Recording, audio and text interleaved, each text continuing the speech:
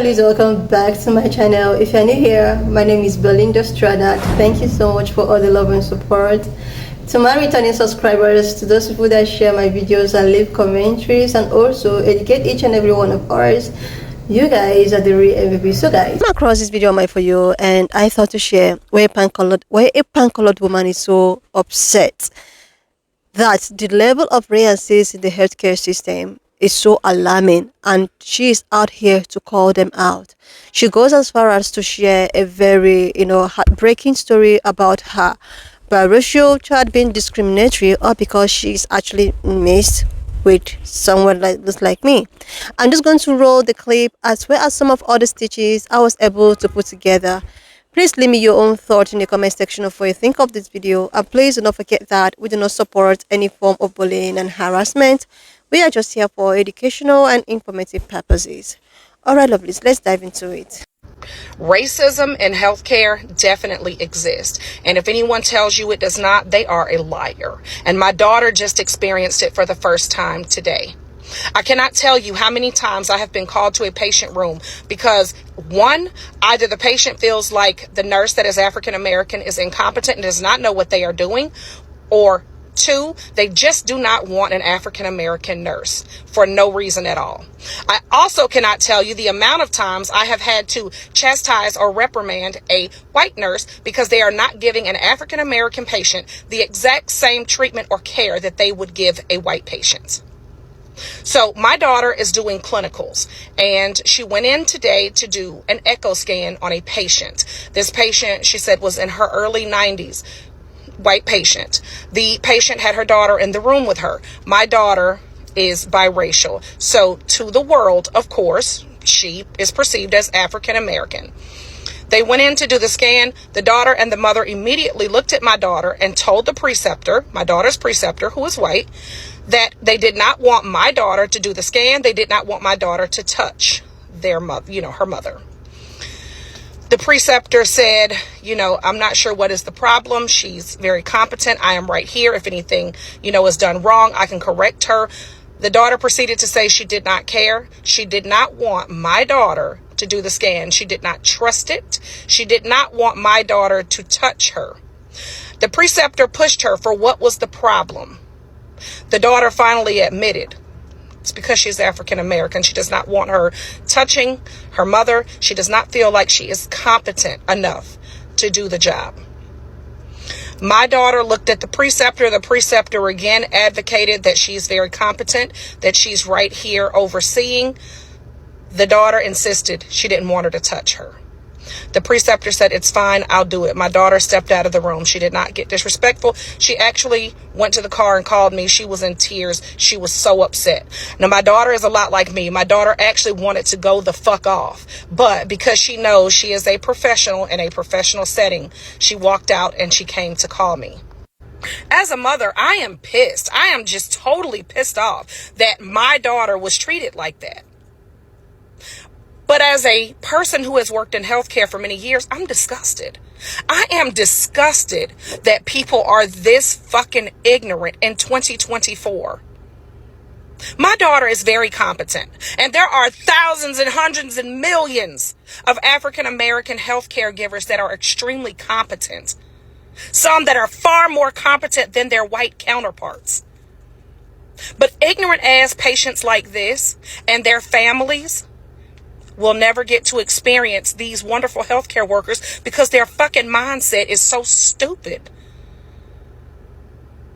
And I hate that my daughter had to go through this. I am truly disturbed. But it's the reality of the world we live in. That people are just this fucking stupid. Better for you. I got one better for you, okay? Now, anybody who lives in Indiana that is of this complexion, you know of a place called Kendallville, okay? I ain't even gonna say the rest, but follow what I'm saying. I was working at a facility out there. It's working out there, okay? Every time I would drive by, I would feel the spirit of my ancestors rising through the water. Okay? It's like the water, I will never forget this. The body of water will be on my left side when I would be going, and on my right side when I would be coming back. It's like the ancestors would tell me, all right, now, little girl, you ain't got no business out here. But I know you out here to make your couple dividends. We gonna watch over you, but don't stay too long. Stay enough to get your experience, but don't stay too long because you ain't got no business out here. All right, whatever. Then at said facility I was working at, they had this special tree that had a certain kind of sway to it. You know them trees that sway, that look like back in the day, they just people from them. Yeah, that was one of them ones. And not to mention, when my first day at the facility, they wouldn't give me report. They wouldn't talk to me. They made me eat by myself. I remember I used to call my mama in tears because I'm like, Mommy, they are just so awful to me here. I don't like it. I didn't even go outside at night working at that facility because I was afraid. Because I knew had I went outside, I wouldn't have made it home and my mama was getting a call back from the morgue. Okay? And then the DON never defended me because she looked like she was built like a sack of rotten potatoes. Yes, I don't like her. I'm not never gonna like her. Okay, and I don't even get on this here app and talk about folks like this. But she was built just like her attitude and that picnic table she used to sit at. Okay? And them ugly bangs. And that funky penguin walk. Now, anyway, like I said, it came to a point where I just had to, I almost came to, we about to throw them balls. And if anybody that knows me in real life, that's not even in my character. So when it comes time to that, it's time to go, okay? It's time to go. So with that being said, I ended up quitting.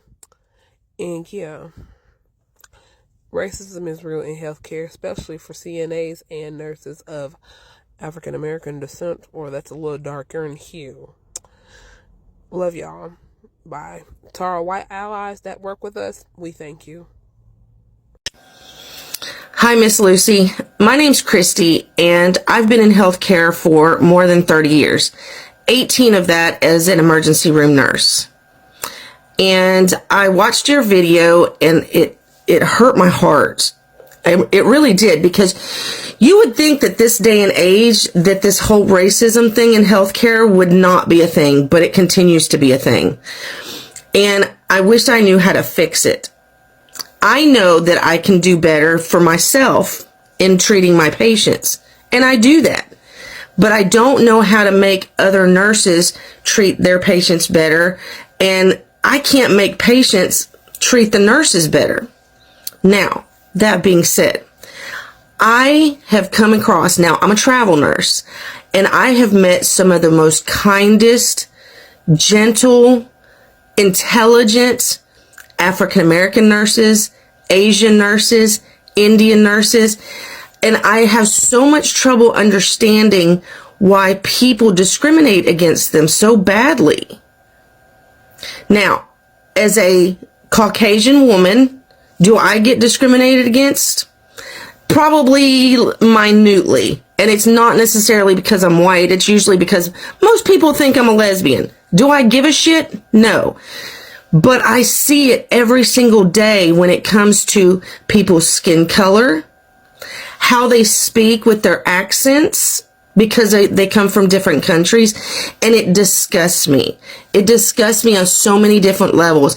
And for me, my personal opinion is, if somebody says, I don't want this specific nurse because of their race, or because of their religion, or because of their accent, or what have you, to me, that's a refusal of care. And if you refuse care, my personal opinion is You should be given your walking papers. If you refuse the care that we are providing you, then why should we continue to take care of you? Especially if you're basing it purely on race alone. We are given assignments at the beginning of the shift. If I'm given rooms 1, 2, 3, and 4, and my African American counterpart's given 5, 6, 7, and 8, and she goes into that one of those rooms, and one of them doesn't like her because she's African American, I'm sorry. That means you're not sick enough to be there. And I will stand by my African American counterpart because I don't care. I care more about my nurse counterpart than I do about the person who's discriminating against her or him. If you are able to say, I don't want somebody to take care of me based on their race, then you're not that fucking sick.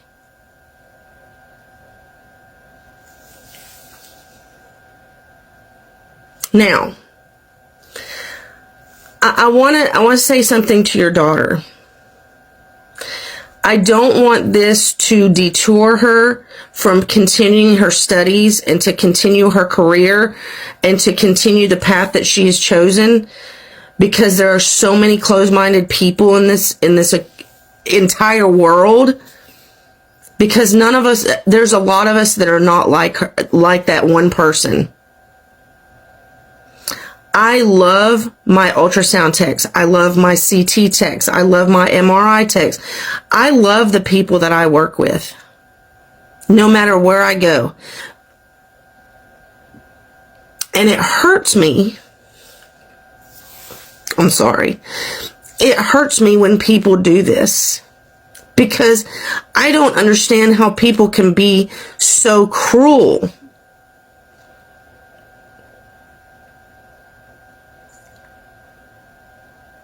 I don't understand how people can be so mean.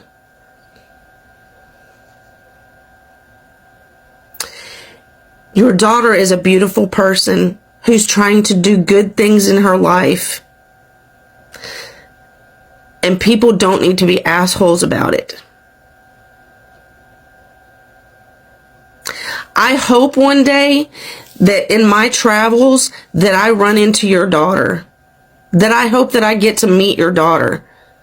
Because I can tell you, you've probably never seen any of my platform, but if you do, you'll see that I take care of my people. And if I heard that patient saying shit like that, I would have said something. If she couldn't and her preceptor wasn't going to, I would have said something as the nurse. You need to get the fuck off the bed and you need to go the hell home because you ain't that fucking sick. Her race makes no difference in how she does your ultrasound.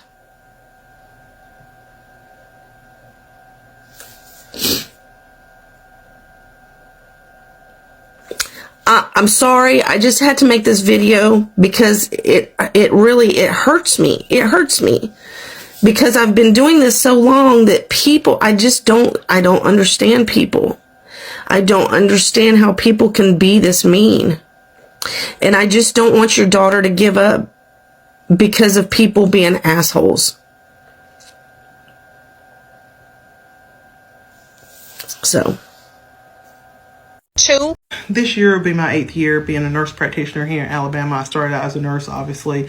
My early part of my career, I worked on post-surgery floor and floated to med-surg at one of our small rural hospitals, but now one of the big hospital systems bought it up, so it's up and coming. So it's not like that same small 3-floor hospital that I started out at.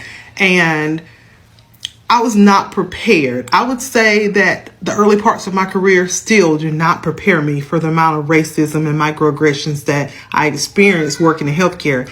And what's odd is I experienced it more from people that I work with than actual patients. Have I had horrible patient encounters? And y'all literally have begged for different patient assignments. Like one time we were Navy scrubs here in Alabama as a nurse, and a patient family member was like, I can't see you. I can't see you. All we can hear is her voice and see those teeth. And so I like flipped all the lights on in the room. They were like, oh, there you go. And I told the charge nurse about that. You know, it hurt my feelings. And she was like, looking like, how does that bother me? And because it was a rural hospital, they didn't have a lot of black nurses working there. So it was hard for me to articulate why that hurt my feelings, and multiple other instances like that, right? And so that let me know at the beginning of my career that I was going to be fighting a battle that I wouldn't win if I try to fight. And so, you know, being a nurse practitioner now, I still deal with some of the same things, and people not understanding why it's inappropriate to say those things. You know, we had one ultrasonographer tell me one time out at the last place that I worked at, it was there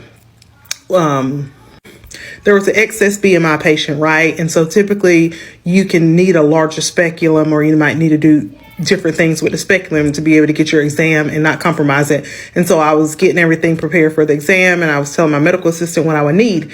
And she was like, did you do that pelvic exam? And I was like, yeah, it's easy. Actually, you know, the way that I have patients sit towards me, it helps that when I put the speculum in, their cervix falls right in front of me. I learned from the OGs here in Alabama. But anyway, she was like, I can't believe you did that speculum. I was telling them, if you didn't come out of there, we're going to have to tie a rope around your neck and pull you out.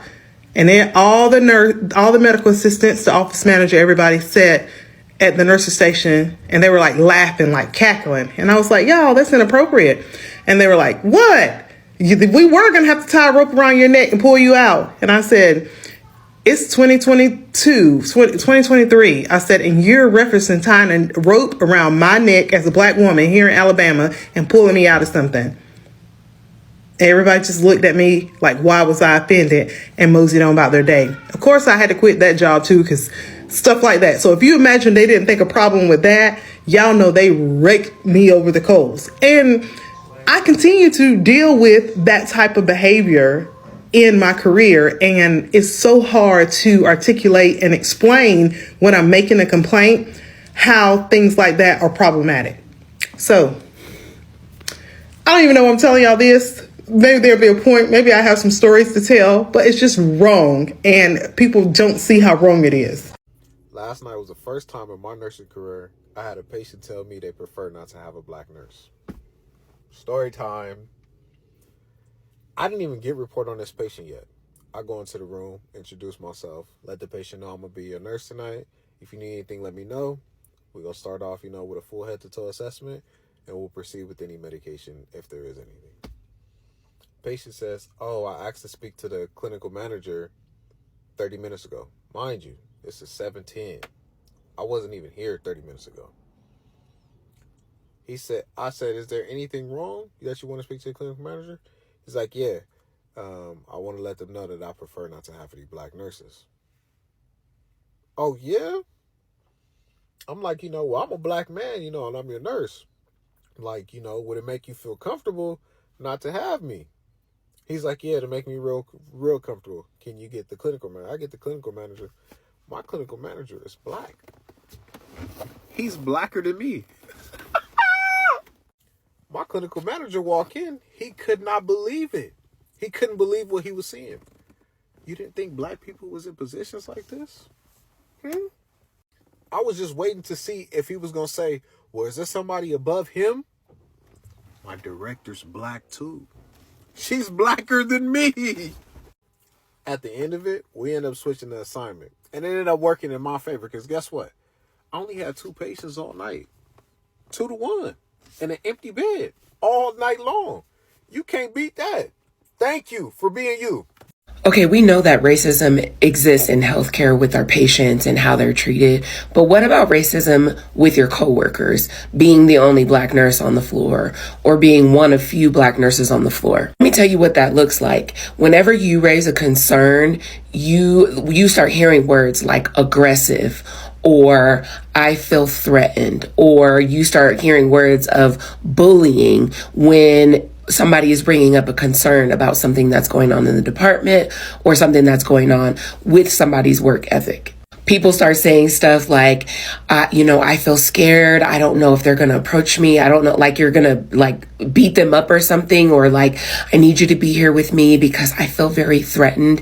That is what that looks like. And as soon as you raise a concern or you're stern in what you're believing, you are, labeled as the angry black girl or the angry black nurse or whatever. Or, she just, I feel bullied. I feel very threatened by things. Unless you're there making them laugh and joke and feel warm and fuzzy, then that is when they start using these words. And it's very exhausting. If it's going to take a pan-colored person, a pan-colored woman, to actually come out to speak, advocate, cry out, and try to let people understand that racism is not a goal. Racism is not something that one should be proud of. Just imagine this heartbreaking story. Like this really happened to our own biracial, daughter.